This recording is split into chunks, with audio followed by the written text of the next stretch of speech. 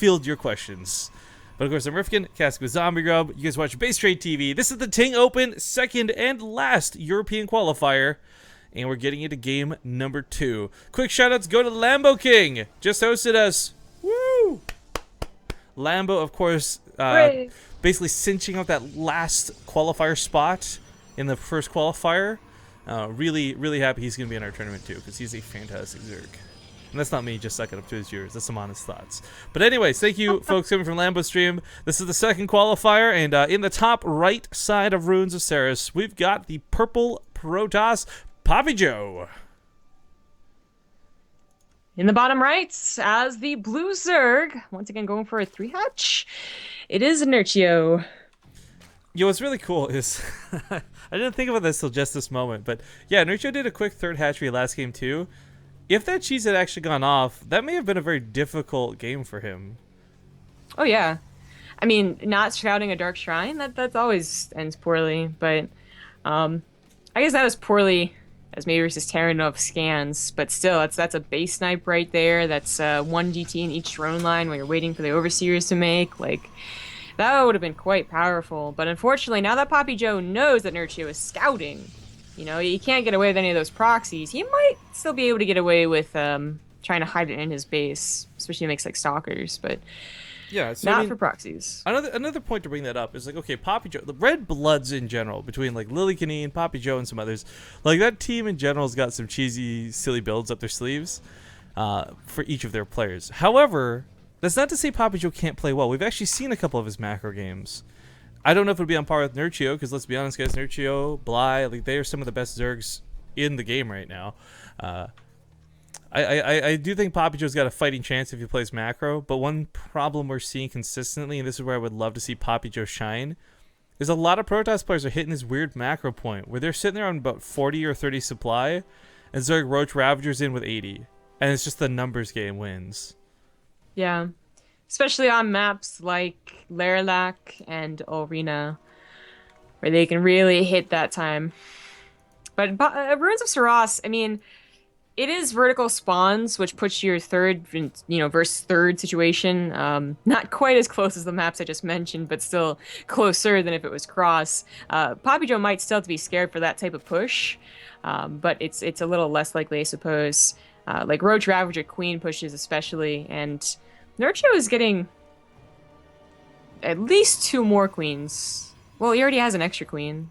Huh. He's getting a couple extra queens. I like we're seeing more queen heavy openers in general, not just to help deal with the adepts, but I think on bigger maps like this, we're starting to see creep spread be a little more prioritized. So yeah, it's a little bit odd to see, but it's gonna be really nice for Nerchio. This is if he goes too many more though, that's where you start thinking Nidus Worms, right?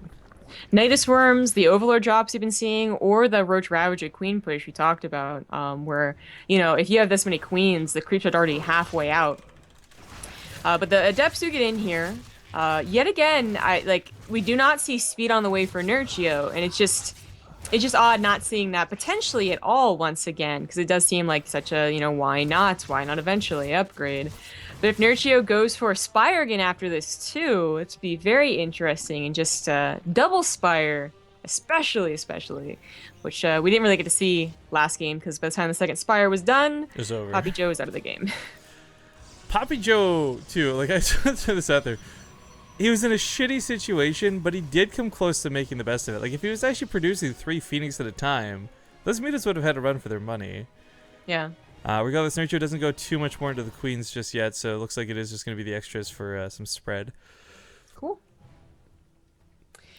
Well, DTs are coming in here, so he didn't proxy it, he just put it in his main base, and that actually had less chance of being scouted. It was still scouted. The Twilight Council and the Dark Shrine are right next to each other. Yeah, so I mean, so Sport goes down. Yeah. PappiJoe's actually been winning the money game pretty hard while this goes on too. Just kind of a cool side note. Nerchio saturating his third though, and the drones all popping like crazy. Yep, pop, pop, pop. Also just getting like just a couple of roaches, probably because you saw the Dark Shrine. You can have detection, but queens will still die to 3 DTs. Roaches are a little bit of necessity, just something else. And again, without speedlings, he doesn't have to, can't depend on those.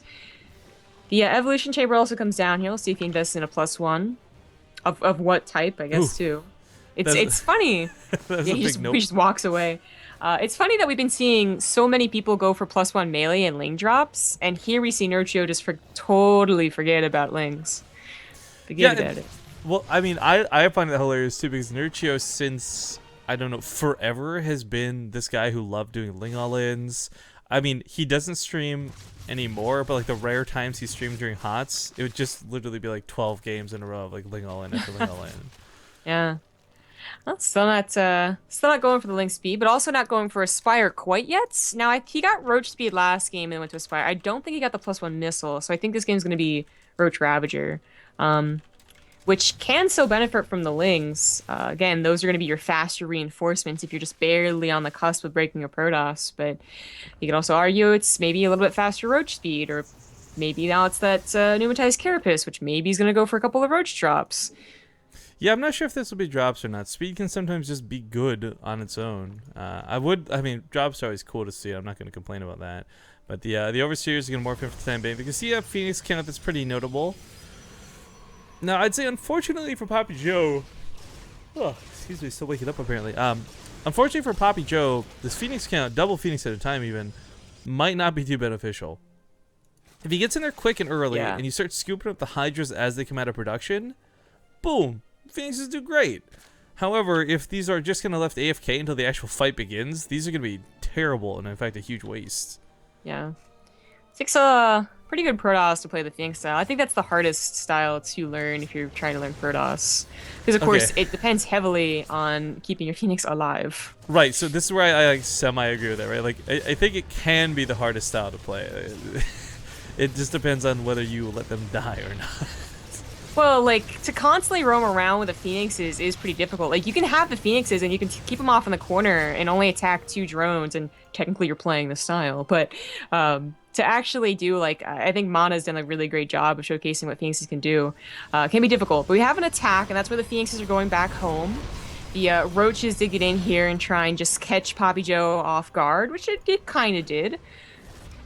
Yeah, but he's got Immortal production, which is going to be fantastic. The Roaches and Ravagers, honestly, not the biggest threat. It's going to be the Hydras. But actually, no Ravagers, curiously enough. I just assumed he would have made some behind this. But if he had just gone in and scooped up the Hydras instead of the Overseer, that would have been really nice.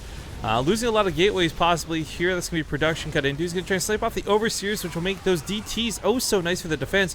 Overseers actually are going to both go down, but he makes an Archon instead. Yeah. I mean...